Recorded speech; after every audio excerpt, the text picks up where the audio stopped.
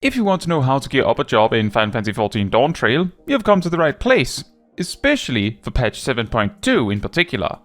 The gearing process of a given raid tier in Final Fantasy XIV is relatively consistent between expansions and raid tiers. However, if you don't know where to start, that isn't particularly helpful to know. In this guide, I will go over the full process of how to gear up in this raid tier, including additions we know come later, and I will also make sure to keep this general enough that you can also follow this guide for future raid tiers. With that, let's get started. If you are completely dry on cash and just need an easily attainable starting set of equipment, the max level dungeon from the previous patch, in this case Uewater Field Station, drops item level 705 gear, although the ring is unique and there is no weapon drop. While collecting this gear, you can use the farmable tomestones you acquire to purchase item level 720 gear, which should eventually enable you to enter the newest dungeon, which then drops item level 725 equipment to advance further toward, if you desire. Assuming you wish to gear up even further from this specific point, coins dropped on the first Alliance raid of Dawntrail, Juno, can be used to purchase upgrade materials to upgrade the farmable tomestone gear to item level 730. Note that the item level 720 weapon from Tomes may require several blades dropped from Wicked Thunder from M4N. With all of these options, you should be capable of eventually reaching a combined item level 730 or so average with this kind of farming alone. Zero cash required. It should be noted that this may not be the most effective or fast way to start your gearing, however, I lead with this option for the players that cannot use the faster options for whatever reason. Which then leads us to how to gear up in 7.2, or at the very start of any new raid tier. The quickest and easiest way to start gearing is to simply purchase or craft a full set of item level 740 crafted combat gear in this case, with a matching weapon. To help fund this purchase, you can use the farmable tomestones to purchase crafting materials which are used for these crafts and sell them on the market board. Unless you need the crafted gear immediately, it is generally recommended to wait a bit if you're looking to gear up in the first week or two of a raid tier, as the prices tend to start ludicrously high, but then drop really quickly within the first 2 weeks, maybe 3 weeks. If you are in less of a hurry to get all the gear, you can also make use of the current normal raid tier to get I-740 pieces. You would need 4 chest tokens, 4 pants tokens, 2 helmet, glove and boot tokens, and 4 accessory tokens. And then you would only be missing a weapon and a ring, as the ring from the normal raid is unique. Due to the weekly lockout on the raid, this would take 4 to 5 weeks to accomplish at the fastest. However, you could make use of a mix of crafted gear and raid gear to spare your wallet a bit. At this point, if you're interested in extreme trials, EX4 drops I-745 weapons, which is a slight upgrade. Whether you do or don't, the step after that is weekly capped tomestones, the elegant tomestones of mathematics in this raid tier. These are used to purchase I-750 armor and accessories. Again, the ring is unique. It will take many weeks to accumulate a full set of gear from these tomestones. However, it is a reliable source of upgrades even if you're not a Savage Raider. The Tomestone weapons specifically require 7 of a weekly material from the final boss of the current normal raid tier. However, it may be worth considering that this price is reduced to 4 when the raid tier's Alliance raid is released in the next major patch. So you could simply hold all the items until you have 16 and then buy 4 of them if you so desire.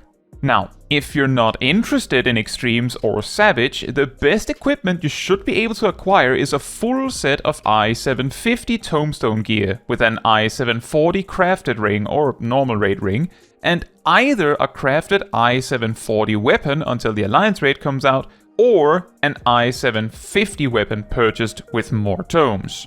If you are interested in harder content, EX4, as I mentioned, offers I-745 weapons to farm to your heart's content. And the Savage Raid drops I-760 equipment, as well as materials to upgrade the Tome gear from I-750 to I-760.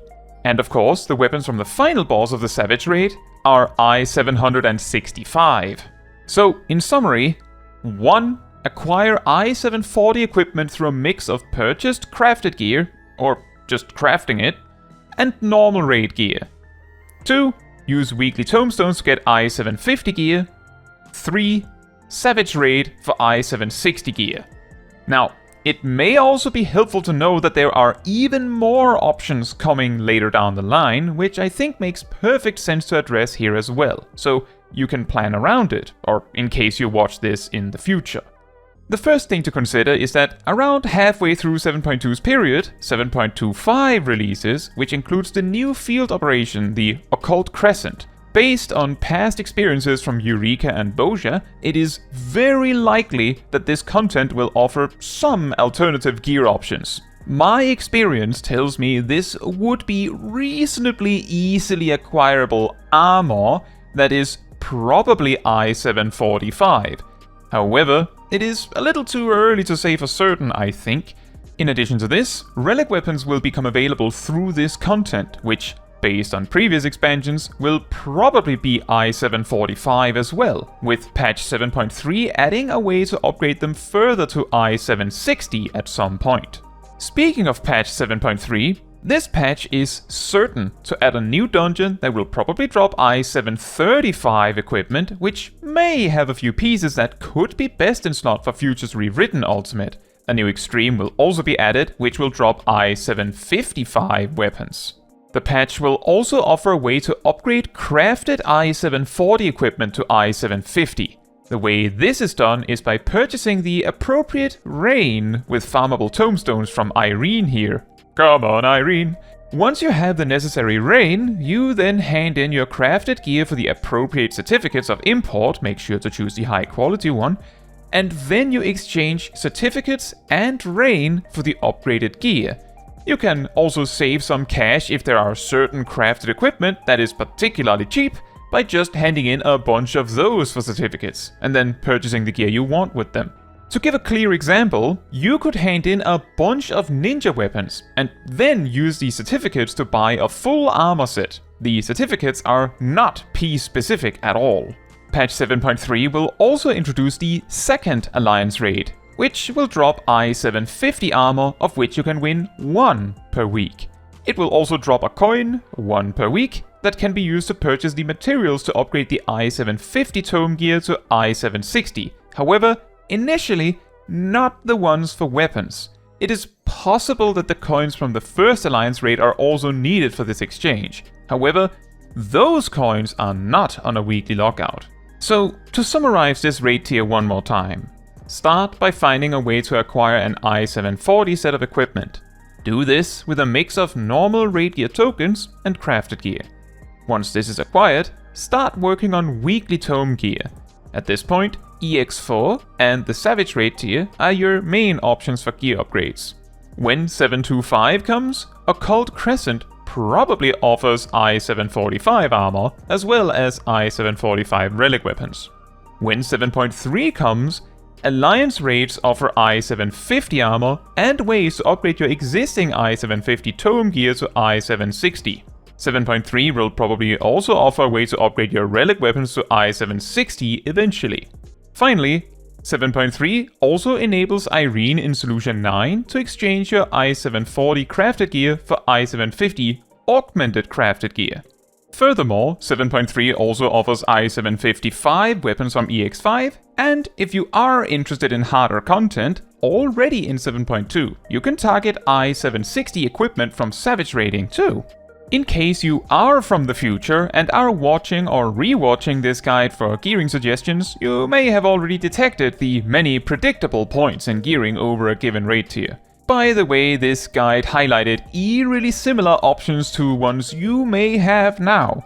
The key highlights are that every raid tier typically has normal raid and crafted gear at item level X as the starting point. Then an extreme that drops weapons that are X plus 5. Then Tome gear that is X plus 10. and then Savage Gear that is X plus 20. Then the next major patch introduces an alliance raid that offers X plus 10 armor, as well as tokens to upgrade their Tome gear to X plus 20, while also introducing an extreme that drops X plus 15 weapons. And the fact that the crafted gear can then be augmented to become X plus 10.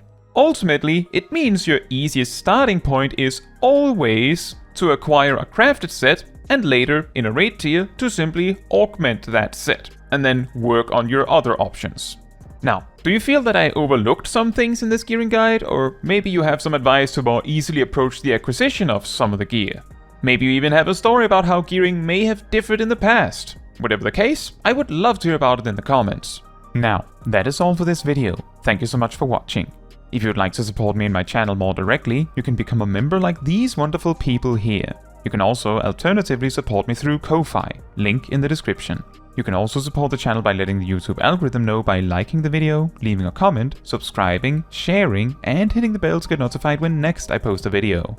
Fun fact, in Shadowbringers, Memoria Misera was an additional extreme that was added that, unlike any other mid-expansion extremes, dropped armor instead of weapons or accessories. This armor was the dyeable versions of the job armor and had 5 materia slots, which in very specific, rare cases actually led to some weird alternative best in slot sets.